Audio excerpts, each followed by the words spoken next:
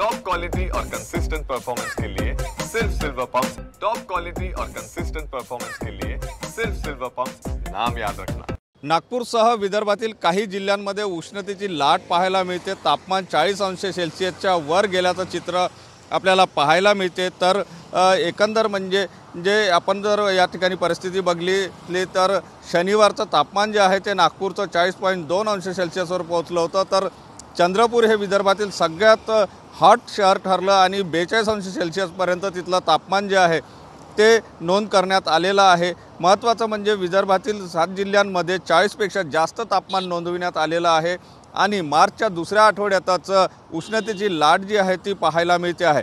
एकंदर जर बघितलं तर अकोला, वर्धा, अमरावती, गडचिरोली अशा शहरांमध्ये 40 अंश सेल्सिअसपेक्षा जास्त तापमानाची नोंद करण्यात आलेली आहे। मात्र हवामान विभागाने 17 आणि 18 मार्चला काहीसं ढगाळ वातावरण राहणार असून 19 मार्चला 1-2 ठिकाणी पाऊस पडण्याचा अंदाजसुद्धा वर्तविला आहे। त्यामुळे कुठेतरी थोडासा दिलासा मिळण्याचं चित्र पाहायला मिळते। मात्र गेल्या 4 दिवसापासून सतत नागपूरचा तापमान जर आपण बघितलं तर 40 अंश सेल्सिअसच्या वर आहे। उष्णतेची लाट आहे, त्यामुळे नागपूरकरांना काळजी घेण्याची सुद्धा तेवढीच गरज आहे। कॅमेरामन सचिन सयामसह सुनील ढगे, TV9 मराठी, नागपूर।